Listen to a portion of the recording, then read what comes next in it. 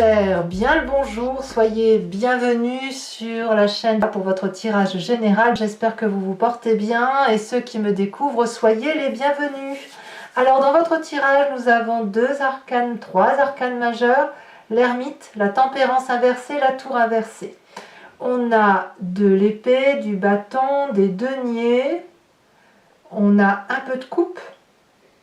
Je ne sais pas trop sur vous que ça va influencer. En tout cas, vous avez cette énergie de reine d'épée. Donc, autrement dit, vous désirez ou vous entrez sur ce mois avec une personne qui tranche, qui prend des décisions particulièrement dures. La reine d'épée, elle est dure dans son comportement. Ça ne veut pas dire qu'elle est méchante. Ça veut dire qu'elle perçoit une vérité qui la transcende, parce que c'est réellement ça. Elle ne sait pas toujours pourquoi ça vient là, mais elle le ressent au plus profond d'elle-même. Elle a donc une construction très très critique et très sévère dans son rapport à l'autre.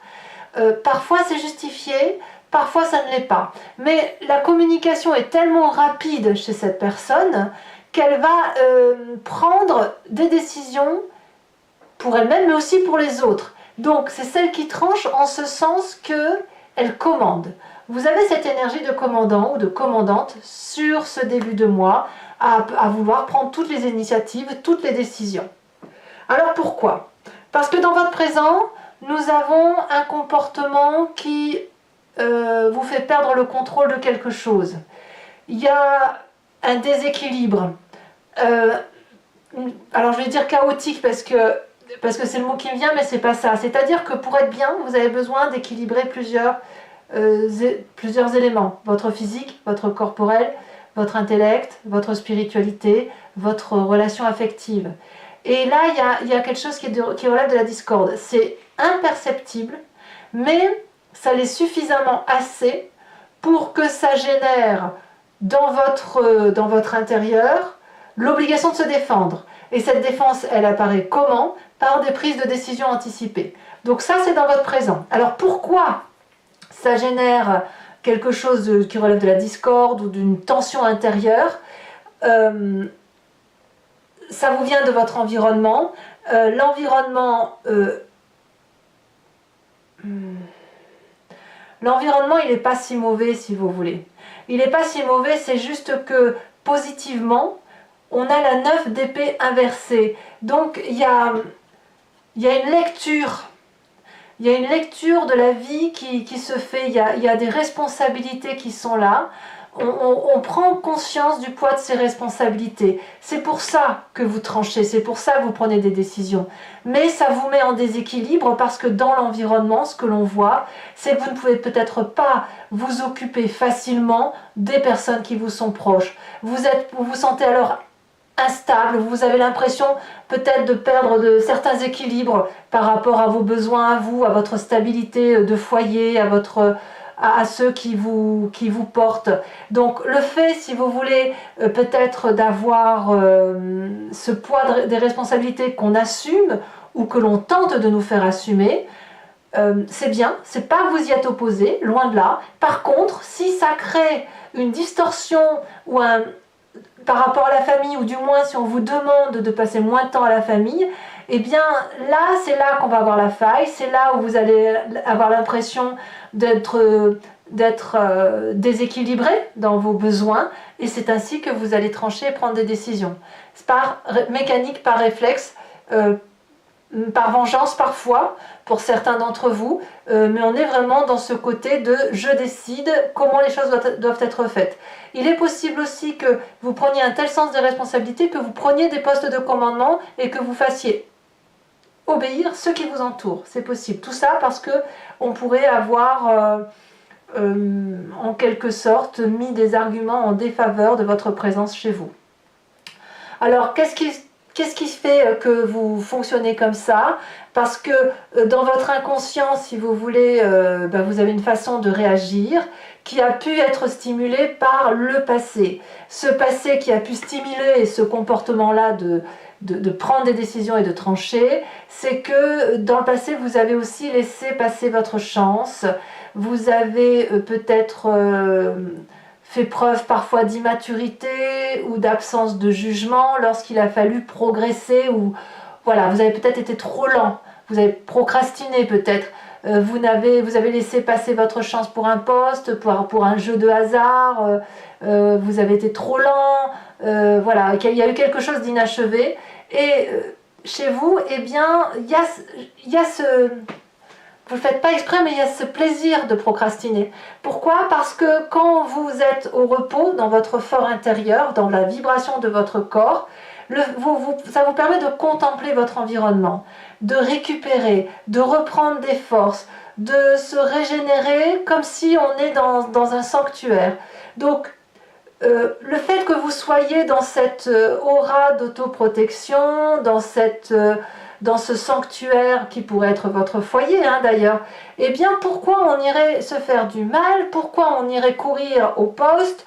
Pourquoi on prendrait certaines décisions si effectivement on est bien là où on est?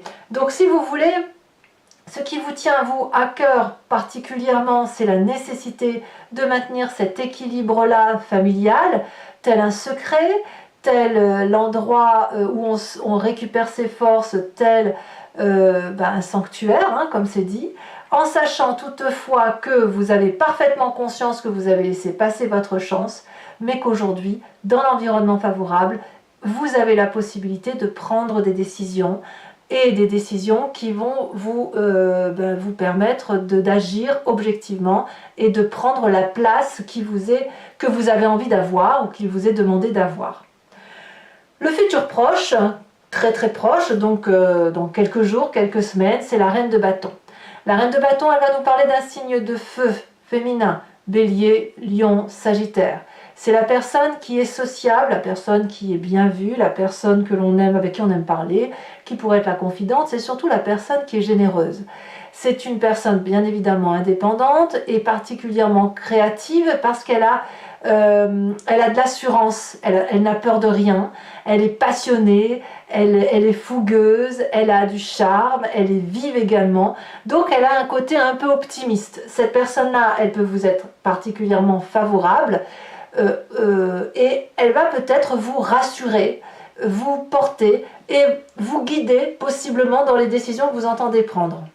Peut-être aussi que c'est une personne à qui vous voulez ressembler, c'est possible. À moins que vous ayez ce feu, ce bélier, ce lion, ce sagittaire, dans votre signe ascendant ou votre signe lunaire, auquel cas on est clairement dans l'autoprotection et la régénération, l'autorégénération qui pourrait être à vous, qui pourrait vous convenir. Alors, ce dont vous avez conscience sur ce mois, c'est que c'est pas le moment de fuir, c'est pas le moment de ressasser le passé, hein, même si on sait qu'on a procrastiné. C'est pas le moment de vivre sous l'oppression. Et ici, on résiste au changement. Voilà, ça c'est bizarre que vous ayez ça quand même. Hein. Vous résistez au changement, mais moi je suis persuadée que c'est parce que vous avez besoin de protéger la famille, et même je dirais que certaines personnes ne sont pas les bienvenues chez vous, hein, ça se sent là. Hein. Donc il y a quelque chose qui relève de l'inévitable, hein, c'est des pressions extérieures, mais vous voulez les repousser, un peu comme quand c'était dans votre passé où vous procrastiniez. Voilà. Alors vous n'avez pas envie de procrastiner parce qu'on voit que vous avez envie de prendre des décisions. Par contre, vous êtes ralenti par vos valeurs affectives. Alors, quelle est l'influence de la famille et des amis? Eh bien là, c'est la longévité, c'est le privilège, c'est l'influence, c'est aussi l'endroit où on est solidement ancré au sol, où tout nous réussit, on a tout ce qu'il faut, on s'aime, on a les enfants qui vont bien, qui sont en bonne santé, nos ancêtres le sont également. On a un travail qui nous nourrit particulièrement bien, on peut faire des projets sur l'avenir, on est complètement détendu. D'ailleurs, on est tellement détendu qu'il est possible qu'on ne voit pas l'intérêt d'aller chercher le bonheur ailleurs, d'aller chercher plus d'argent ou de prendre un poste à plus haute responsabilité. Alors, qu'est-ce qui va se passer de tout ça? Quelles vont être les conséquences de vos actions et de vos pensées sur cette fin de mois? On a la carte de l'ermite.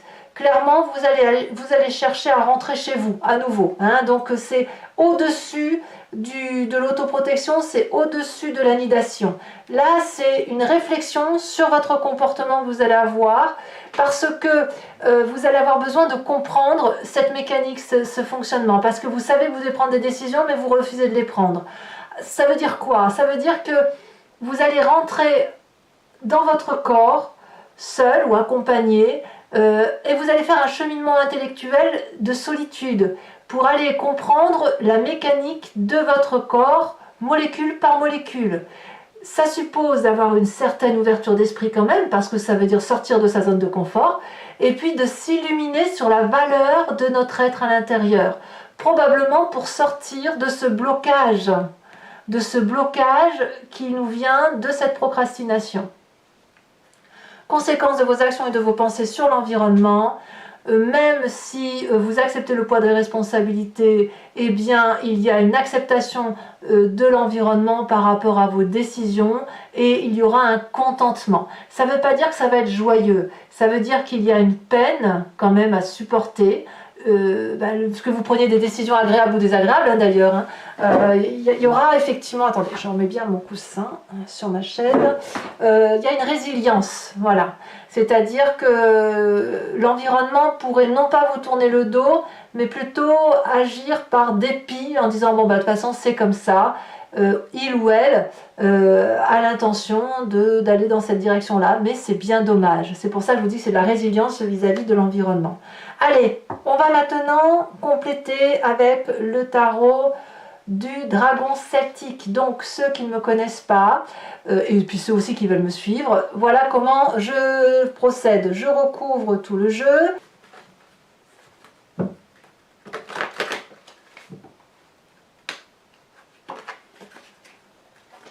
Vous réalisez peut-être qu'on attend beaucoup de vous, hein? Peut-être. Alors, je prends celle-ci parce qu'elle s'est retournée en premier. Nous avons la reine de bâton. Reine de bâton que l'on retrouve littéralement ici. Donc, il y a soit une alliance avec cette reine de bâton, soit c'est vous-même, hein, si vous portez du feu dans votre ascendant, votre signe lunaire. Force, la 8 de bâton. Faiblesse, environnement de faiblesse, on a... Oh bah alors, un message clair pour mes amis cancer. Si elle veut se détacher. Le soleil. Le présent, la vallée de coupe. L'inconscient, la 2 de denier. Et oui. Je ne suis pas surprise. Le passé, la reine de denier. 3 reines hein, quand même, c'est beau. Hein. Concernant le futur proche, la justice, règlement de compte avec la reine de bâton, ou soutien de la reine de bâton dans le cadre d'un procès peut-être. Sur votre état d'esprit, l'ermite, c'est incroyable, hein, l'ermite que l'on a ici et que l'on retrouve sur la fin de mois. La famille, 3 de bâton, il n'y a pas de souci, toujours du soutien. Conséquence de vos actions et de vos pensées sur vous-même, l'ermite. Ouais. Et conséquence de vos actions et de vos pensées sur l'environnement, la 6 d'épée. Alors, je vais également faire l'interprétation d'un tirage du grand jeu de Mademoiselle Lenormand. Il vous suffit de réfléchir à une question ou de vous laisser porter par cette histoire, par ce que je vous raconte, si ça vous parle. Allez.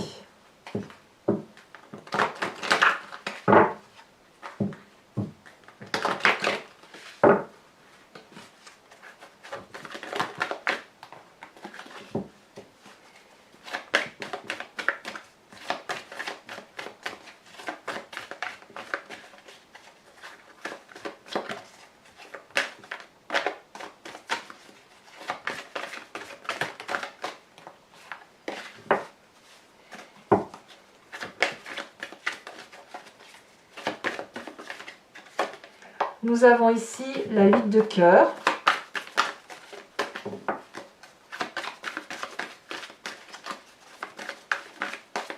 On a ici, deuxième carte, la 7 de pique. Ici, elle se détache. On a la 6 de carreau. Oh, on n'est pas très tendre. La 9 de pique. Et ensuite,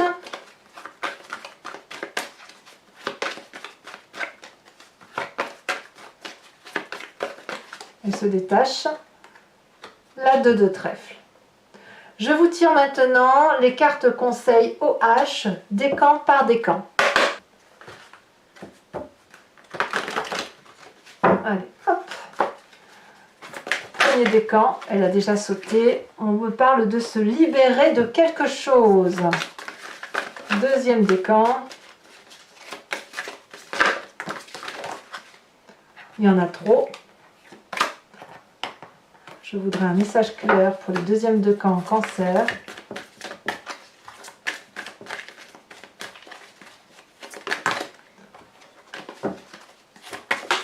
Ici, une dette. Et troisième décan.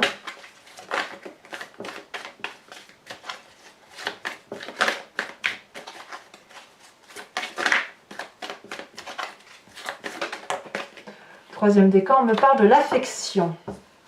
Allez, carte support, enfin carte complémentaire plutôt.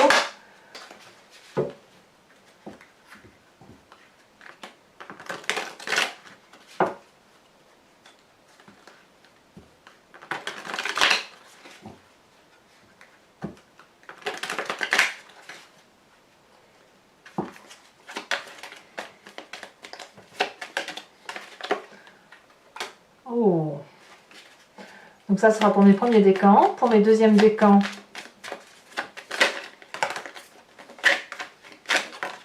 celle-ci. On parle d'une dette. Troisième décan. On me parle de l'affection. Miam miam. Allez. Mes amis cancer, j'étais très heureuse de vous faire cette lecture. N'hésitez pas à vous abonner. Je vous le demande, c'est important pour le soutien de ma chaîne. Enfin, sauf si vraiment vous ne m'aimez pas.